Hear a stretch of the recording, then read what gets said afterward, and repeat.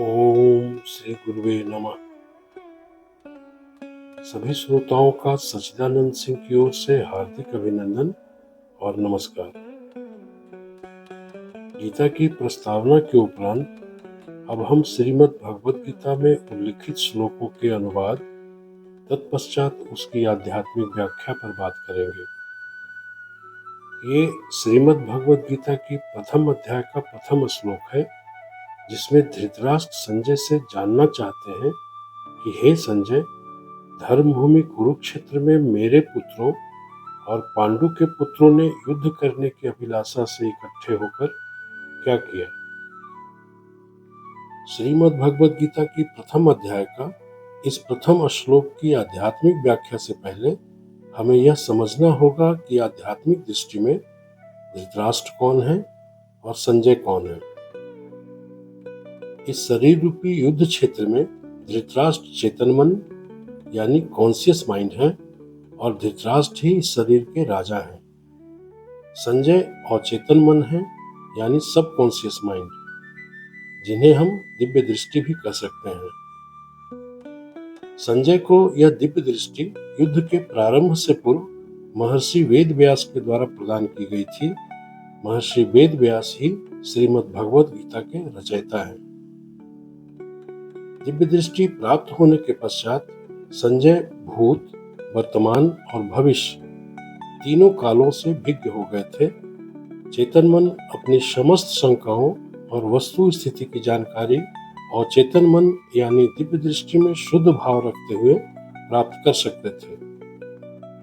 धृतराष्ट्र यह जानने की इच्छा करते हैं कि कुरुक्षेत्र में युद्ध की इच्छा से इकट्ठे होकर दोनों दल यानी कुरुपक्ष और पांडव पक्ष क्या कर रहे हैं। धर्म क्षेत्र कुरुक्षेत्र का विशेषण है। उनके कुरु नाम के कोई आदि पुरुष थे। उन्हीं कुरु के धर्म स्थान में ये दोनों दल युद्ध के लिए इकट्ठे हुए हैं। धर्म क्षेत्र धर्म अर्थात फलाकांक्षा रहित कर्म यानी सब जीवों के प्रति दया भाव, जिससे जीव की रक्षा होती है। इस प्रकार के कर्म अकर्म कर्म कहलाते हैं। क्षेत्र यानी शरीर अर्थात क्रिया करने का शरीर। कुरुक्षेत्र शरीर में नाभि के नीचे से मूलाधार पर्यंत अधोगमन कुरु है, जो फलाकांक्षा के साथ कर्म करने के लिए कहता है। इसको कुरुक्षेत्र कहते हैं। ये दो दल युद्ध की इच्छा कर रहे हैं, इसलिए इस कुरुक्षेत्र के युद्ध का आयोजन होता है। कुरुक्षेत्र युद्ध के दो पक्ष हैं, एक अधर्म यानी प्रवृत्ति का पक्ष और दूसरा धर्म अर्थात निवृत्ति का पक्ष। अधर्म के साथ धर्म अर्थात प्रवृत्ति के साथ निवृत्ति के युद्ध का इतिहास ही मानव जीवन है। इस शरीर में ये दो प्रकार के दल हैं। धर्म क्षेत्र अर्थात क्रिया करने का शरीर, जिसमें परमात्मा जीवात्मा रूप होकर विद्यमान है।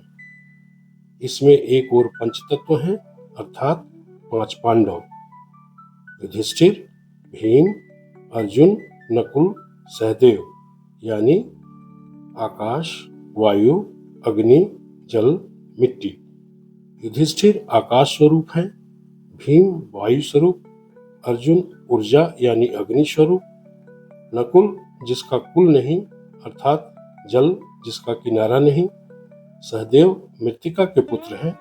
इसी कारण वह वैदिक शास्त्र में प्रवीण है। दूसरी ओर कुरुक्षेत्र अर्थात इस शरीर में 5 ज्ञानेंद्रियां और 5 कर्मेंद्रियां, कुल 10 इंद्रियां 10 दिशाओं में धावमान हैं। यही मन रूपी धृतराष्ट्र के 100 पुत्र हैं। इनके नामों के रूपक अर्थ के अनुसार इनके सारे कर्म कुप्रवृत्ति के अनुगामी हैं। अहम युक्त मन अर्थात धृतराष्ट्र का संजय रूपी दिव्य दृष्टि यानी अचेतन मन से यह प्रश्न है कि कुदिशा में हमारा दल पांडव पंच तत्वों के सहित क्या कर रहे हैं। धृतराष्ट्र रूपी मन यह जानना चाहता है।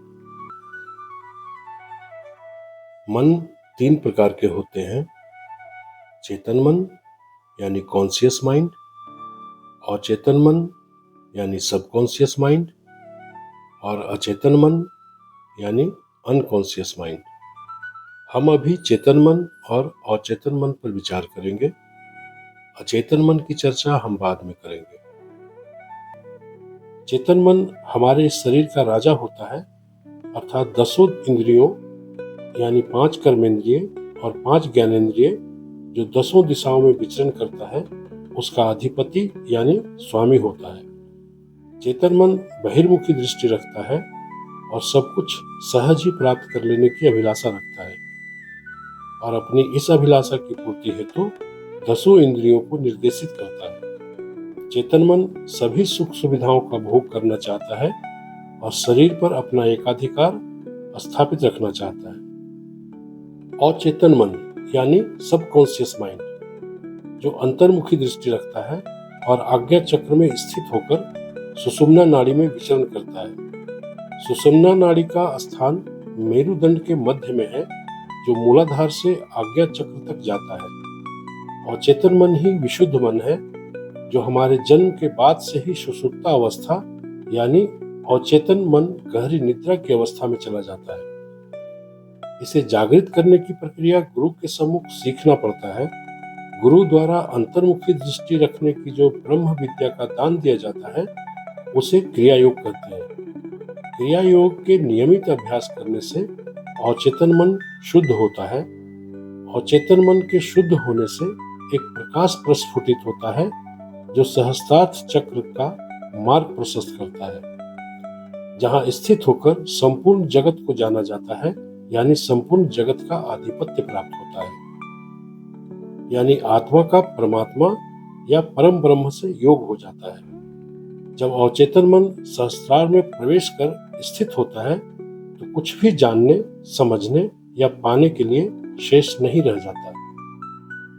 यहाँ हमें कुछ और बातों को भी समझना जरूरी है। महाभारत में ऐसा वर्णित है कि दुर्योधन पाप में महावृक्ष है, कर्ण उस वृक्ष का स्कंद, शकुनी शाखा, दुशासन समृद्ध पुष्प फल, मनीषी राजा धृतराष्ट्र उस वृक्ष के मूल है, युधिष्ठिर धर्म में महाद्रुम है, अर्जुन उसके स्कंद, भीमसेन शाखा है, माद्री के दोनों पुत्र नकुल और सहदेव उसके समृद्ध पुष्प फल है, और वृक्ष के मूल में स्वयं श्री कृष्ण, वेद और ब्राह्मण है।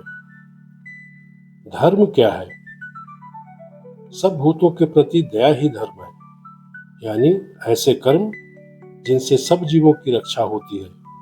इस प्रकार के कर्म अकर्म कर्म कहलाते हैं, अर्थात जिस कर्म के करने से कर्म फल या कर्म बंधन नहीं होता, वही यथार्थ कर्म या फलाकांक्षा रहित कर्म है।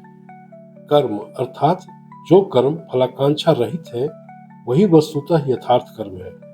ऐसे कर्म करने की विद्या गुरु के द्वारा प्राप्त होता है और उसको गुरु के समीप सीखना पड़ता है। गुरु द्वारा प्राप्त क्रिया को करने से शरीर की रक्षा होती है और आयु वृद्धि होती है। हमारी सारी इंद्रियां किसी न किसी उद्देश्य को लेकर कर्म करती हैं, परंतु अनवरत होने वाले प्राण के श्वास प्रश्वास रूपी कर्म किसी कामना या संकल्प से नहीं होते। यह प्राण कर्म फल कामना से रहित है।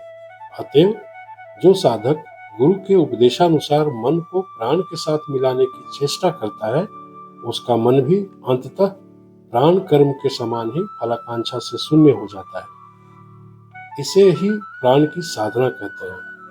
प्राण की साधना के लिए शरीर का होना भी आवश्यक है, तभी यथार्थ धर्म पालन की क्षमता प्राप्त होती है। शरीर को भगवान ने बड़े ही अपूर्व कौशल से रचा है।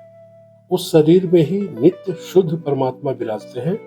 उनको जानने की व्यवस्था भी इस शरीर में ही उन्होंने कर दी है, इसलिए शरीर का इतना आदर होता है। मनुष्य देह की प्राप्ति की कामना बहुधा देवता भी करते हैं। जय गुरु।